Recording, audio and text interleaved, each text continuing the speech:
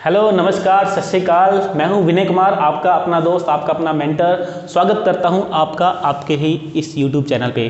तो चलिए, इस इवोल्यूशन की सीरीज के अंदर हमारे 2 लेक्चर हो चुके हैं। आज हमारा है 3rd लेक्चर, जिसके अंदर हम डार्विन के पोस्टुलेट्स जो थे, जो डार्विन की थ्योरी थी, उसकी थ्योरी के पोस्टुलेट्स को पढ़ने वाले हैं कि क्या क्या चीज़ें डार्विन ने बताई। लेकिन भाई ऐसा सीधा नहीं पढ़ेंगे, हम इसको पढ़ेंगे एक स्टोरी के तौर पर पढ़ेंगे। एक स्टोरी देखेंगे, उसके अंदर से सारे के सारे पोस्टुलेट्स निकालेंगे। भाई ऐसा है, आप सभी ट्री को जानते हो। भाई कोई भी ट्री होता है आपके आसपास, किसी भी ट्री को देखना, ये कोई ट्री है। जब भी इस ट्री का ब्रीडिंग सीजन आएगा, है ना, तो उस सीजन के अंदर ये क्या करेगा, बहुत सारे सीड्स को प्रोड्यूस करेगा। ये क्या करेगा, अपने आसपास बहुत सारे सीड्स को प्रोड्यूस कर दिया, बहुत सारे सीड को प्रोड्यूस कर दिया, और ये जो सीड्स होते हैं इसके आसपास ही गिर जाते हैं, है ना। ऐसे ही अगर आप देखोगे, कोई डॉग को देखते हो तो डॉग भी क्या करता है, जब भी उसका ब्रीडिंग सीजन आता है, उस डॉग के भी 5, 6, 7, 8 जो बेबीज होते हैं, प्रोजेनिस होती हैं। अगर आप फिश को देखोगे तो फिश का भी यही केस है, जब भी ब्रीडिंग सीजन आएगा उस टाइम पे फिश जो है बहुत सारे एग्स को रिलीज करती है ना। तो सेम केस फ्रॉग के अंदर है।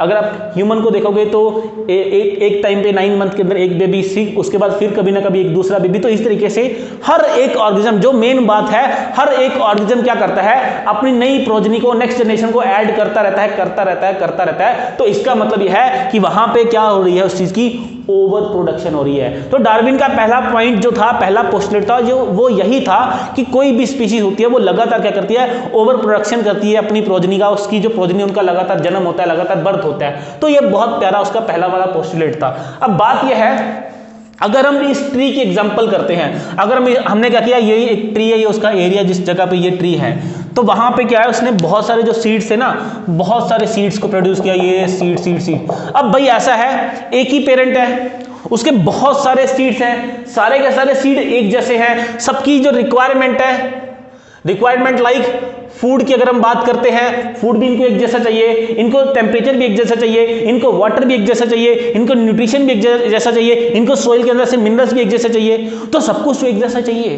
तो जब सब कुछ एक जैसा चाहिए तो ये आपस में क्या करते हैं, स्ट्रगल करते हैं। किसके लिए, अपनी रिक्वायरमेंट्स को पूरा करने के लिए क्या करेंगे, स्ट्रगल करते हैं, है ना। तो जब भी ये स्ट्रगल करते हैं, कंपटीशन करेंगे आपस में फूड के लिए। माल्थस ने क्या बोला था, माल्थस ने कहा था कि जो फूड होता है ना, वो अर्थमेटिक ग्रोथ करता है, और जो पॉपुलेशन होती है वो ज्योमेट्रिकली ग्रोथ करती है, लगातार डबल। तो वही सीन है, फूड तो इतना अवेलेबल नहीं है, लेकिन बहुत सारे सीड जो थे इस पेड़ ने प्रोड्यूस किए, उसके आसपास गिर गए। अब ये सीड्स जो है वो आपस में क्या करते हैं, कॉम्पीट करते एक दूसरे को। इसका मतलब कॉम्पिटिशन होगा। और कॉम्पिटिशन कभी भी, कॉम्पिटिशन अगर 2 स्पीशीज के बीच में एक कॉम्पिटिशन है, एक ही स्पीशीज के ऑर्गेनिज्म के बीच में है, तो जो कंपटीशन एक ही स्पीशीज के ऑर्गेनिज्म के बीच में होता है वो ज्यादा खतरनाक होता है। इसको क्या बोलते हैं, इसको बोलते हैं इंट्रा स्पीशीज कंपटीशन। चलिए आगे आते हैं। मतलब ये है, अगर ओवर प्रोडक्शन होगी तो उस टाइम पे क्या होगा, सारे के सारे जो सीड्स हैं वो ग्रो करने की कोशिश करेंगे। वो सारे के सारे सीड्स बेटा क्या करते हैं, स्ट्रगल करते हैं। तो डार्विन का जो दूसरा हमारा पोस्टुलेट था वो भी यहाँ पे कवर होता है कि बिल्कुल सही बात है, ये जो सीड्स हैं आपस में क्या करते हैं, स्ट्रगल करते हैं सर्वाइव होने के लिए। और नेक्स्ट देखते हैं, नेक्स्ट जो टॉपिक है ना, वेरिएशंस। देखो इसको मैं बहुत प्यारे तरीके से समझाने की कोशिश करूंगा। ये सीड्स है, अब जब ये सीड जर्मिनेट करेंगे, कुछ ऐसे सीड होंगे, बहुत अच्छे तरीके से सुनना, मान लो 1000 थे, लगभग 50 के आसपास ऐसे थे जो जर्मिनेट हुए, नो जर्मिनेशन, जिनकी जर्मिनेशन हुई नहीं, जो जर्मिनेट ही नहीं किए। इसके अलावा 100 के आसपास ऐसे थे जो वेरी फास्ट ग्रो, जिनकी जो ग्रोथ थी वो बहुत फास्ट थी। कुछ ऐसे थे जिनकी ग्रोथ बहुत कम थी, कुछ ऐसे थे जिनकी जो ग्रोथ थी नॉर्मल थी, कुछ ऐसे थे जिनकी हाइट बहुत ज्यादा थी, कुछ ऐसे थे जिनकी हाइट कम थी, जो ड्वार्फ थे।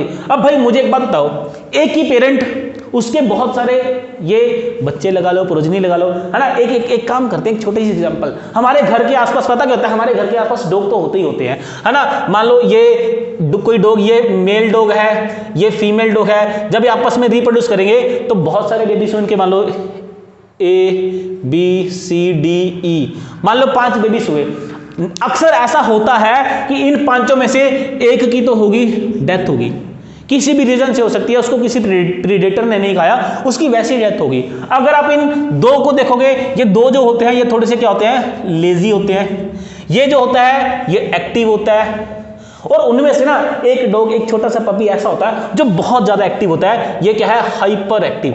ये क्या है, हाइपर एक्टिव है ना। तो ये हाइपर एक्टिव है। अब ध्यान से देखो, मेल फीमेल है, एक ही स्पीशीज है, सभी इनका ही डीएनए इन सभी ऑर्गेनिज्म के अंदर है। भाई जब सबके अंदर सेम जैसा डीएनए प्रेजेंट है तो एक की डेथ हो रही है, दो लेजी है, एक थोड़ा सा एक्टिव है, एक बहुत ज्यादा एक्टिव है, तो इनके अंदर ये डिफरेंसेस कहां से आई, ये वेरिएशंस कहां से आई? तो डार्विन का क्या मानना था? डार्विन का ये मानना था कि कोई भी पॉपुलेशन होती है ना, उस पॉपुलेशन के अंदर वेरिएशंस प्रेजेंट होती हैं। जैसे अगर हम सीड की बात करते हैं, इन प्लांट्स की बात करते हैं, तो कुछ प्लांट्स ऐसे होंगे जिनकी जो जर्मिनेट ही नहीं कर पाएंगे, कुछ ऐसे होंगे जो जर्मिनेट करेंगे, जर्मिनेट होने के बाद सूख जाएंगे, डेथ हो जाएगी उनकी, कुछ ऐसे होंगे जो बहुत ज्यादा ग्रो करेंगे, कुछ ऐसे हैं जो धीरे धीरे ग्रो करेंगे, कुछ ऐसे बहुत फास्ट ग्रो करेंगे, कुछ ऐसे जिनकी हाइट बहुत ज्यादा है, कुछ ऐसे जिनकी हाइट बहुत कम है। तो कहने का मतलब क्या है कि एक ही स्पीशीज की पॉपुलेशन के अंदर हमें क्या देखने को मिलती है? वेरिएशन देखने को मिलती है। इन्हीं डिफरेंसेस को डार्विन ने क्या बोला? वेरिएशंस, है ना। बस पंगा यही पड़ा था।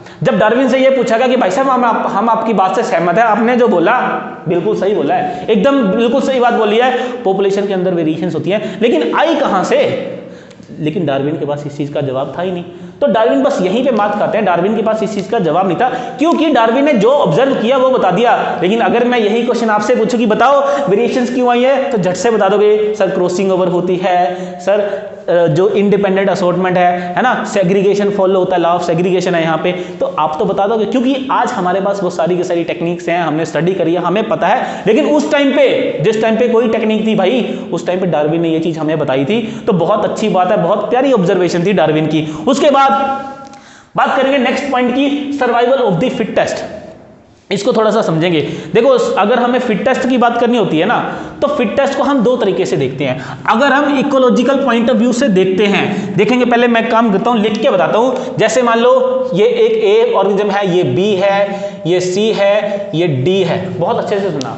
मान लो ये सारे के सारे एक जैसा फूड खाते हैं, इनमें कंपटीशन था, तो जो बी वाला था ये जीत गया, इसने फूड खा लिया, ये कंपटीशन जीत गया। तो अकॉर्डिंग टू इकोलॉजी हम बोलेंगे कि ये फिट है। लेकिन इवोल्यूशन के अकॉर्डिंग बेटा फिट ऑर्गेनिज्म वो होता है जो अगली जनरेशन को प्रोड्यूस करे, उसको फिट बोलते हैं। इसको क्या बोलते हैं? फिट बोलते हैं। तो अकॉर्डिंग टू डार्विन क्या था बेटा? ऐसा ऑर्गेनिज्म जो उस पॉपुलेशन के अंदर बहुत ज्यादा एक्टिव होगा, जिसके अंदर अच्छे जीन्स होंगे, जिसको फीमेल के द्वारा सिलेक्ट किया जाएगा या मेल के द्वारा सिलेक्ट किया जाएगा। इसको हम पढ़ेंगे ना आने वाले टाइम में, सेक्सुअल सिलेक्शन जब टॉपिक पढ़ेंगे ना तब पढ़ेंगे। तो उसको उसको क्या किया जाएगा? जो फिट होगा वही वही क्या करेगा? अगली जो जनरेशन है उसको पॉपुलेशन में ऐड करेगा। तो भाई उसको हम बोलते हैं सर्वाइवल ऑफ द फिटेस्ट, है ना। तो इतना कुछ कर लिया डार्विन ने। अब नेक्स्ट पॉइंट हमारा क्या बचता है? तो नेक्स्ट पॉइंट है हमारा ओरिजिन ऑफ न्यू स्पीशीज। अब इसको समझने की कोशिश करेंगे। देखो ध्यान से, सारे बोर्ड पे बहुत अच्छे से देखने की कोशिश करना भाई, बहुत मेहनत लगती है वीडियो बनाने में, है ना। अब देखिए भाई, ये एक पॉपुलेशन थी, देखो ध्यान से, ये एक पॉपुलेशन थी, है ना। तो इसकी पॉपुलेशन की ओवर प्रोडक्शन हुई बहुत सारी, तो इसकी होगी ओवर प्रोडक्शन, पॉपुलेशन का साइज क्या हो गया? बड़ा। हमने फर्स्ट पॉइंट को फॉलो कर लिया। उसके बाद अगर हम नेक्स्ट बात करते हैं, देखो ध्यान से, अगर हम नेक्स्ट बात करेंगे तो इनके अंदर बहुत सारे जो ऑर्गेनिज्म है वो स्ट्रगल करेंगे, है ना। उसके बाद कुछ के अंदर वेरिएशंस देखने को मिलेंगी। फिर जो फिट होगा वो अगली जनरेशन में जीन्स को ऐड करेगा, जीन को इनहेरिट करेगा, जीन को ट्रांसफर करेगा, है ना। उसके बाद ऐसा हो सकता है कि भाई यहाँ पे एक नई स्पीशीज बन जाए। उसके बाद क्या हो सकता है कि भाई अब चांसेस हैं कि ओरिजिन ऑफ नई स्पीशीज, यहाँ पे न्यू स्पीशीज बन जाए। लेकिन अभी भी कोई गारंटी नहीं है कि नई स्पीशीज बनेगी है नहीं बनेगी। इसके पीछे भी रीजन है बेटा। तो डार्विन के ये जो 4 पोस्टुलेट्स है ना, इनको करने के बाद भी कोई गारंटी नहीं है कि नई स्पीशीज बनेगी या नहीं बनेगी। क्यों गारंटी नहीं? देखते हैं। एनी हाउ, मान लो किसी तरीके से ये जो पॉपुलेशन थी, इसने क्या किया? अपने 2 ग्रुप्स को बना लिया, 2 ग्रुप्स बन गए, और इन दोनों ग्रुप्स के अंदर एक ग्रुप ऊपर है, एक ग्रुप नीचे है। किसी वजह से भी ये 2 ग्रुप बन सकते हैं, मैंने जस्ट ऐसे ही बना दिया। तो मान लो ये जो 2 ग्रुप के अंदर जो पॉपुलेशन के मेंबर थे, इस वाले पॉपुलेशन के जो मेंबर थे वो इनके साथ मीटिंग नहीं करते थे, इस वाले जो मेंबर थे वो ऊपर वाले के साथ मीटिंग नहीं करते थे। तो ऐसा हो सकता है कि टाइम के साथ ये पॉपुलेशन अलग ग्रो करेगी, ये अलग ग्रो करेगी, इसके अंदर भी वेरिएशंस आएंगी, इसके अंदर भी वेरिएशंस आएंगी, और इन फ्यूचर जब इनको एक किया जाए तो ये आपस में रिप्रोड्यूस कर ही ना पाए, तब हम बोल सकते हैं कि एक नई स्पीशीज बनी। उसके बाद भी नेचर उसको क्या करेगा? सिलेक्ट करेगा, है ना। तो इस चीज को बेटा क्या बोलते हैं? Reproductive isolation. है ना। तो ओवर प्रोडक्शन भी होगी, स्ट्रगल भी हो गया, वेरिएशंस भी आ गई, सर्वाइवल ऑफ द फिटेस्ट भी हो गया। उसके बाद भी अगर दो उस पॉपुलेशन के ऑर्गेनिजम्स के अंदर अगर रिप्रोडक्टिव आइसोलेशन आएगा तब जाके नई स्पीशीज बनेगी, अदरवाइज नई स्पीशीज जो है वो नहीं बनेगी, है ना। और नई स्पीशीज बनने को हम क्या बोलते हैं बेटा, नई स्पीशीज बनने को हम बोलते हैं स्पीशिएशन। इसको हम क्या बोलते हैं, speciation. So the process of formation of new species is called speciation. और जब नई स्पीशीज बनेगी ना तो उसके ऊपर भी नेचुरल फोर्स लगेगी, तब देखेंगे भाई उसके ऊपर नेचुरल सिलेक्शन, उसके ऊपर भी कौन सी फोर्स लगती है, नेचर की फोर्स लगेगी, उसका भी नेचुरल सिलेक्शन होगा। तो इसका मतलब क्या है, आने वाली वीडियो में हम जो टॉपिक्स कवर करने वाले हैं, नेक्स्ट वीडियो में हम पढ़ेंगे बेटा स्पीशिएशन को, उसके बाद नेक्स्ट वीडियो में हम पढ़ेंगे नेचुरल सिलेक्शन को। तो वीडियो अच्छा लगे लाइक कीजिए, शेयर कीजिए अपने दोस्तों के साथ। Thank you for joining this session, take care, good bye, Tata.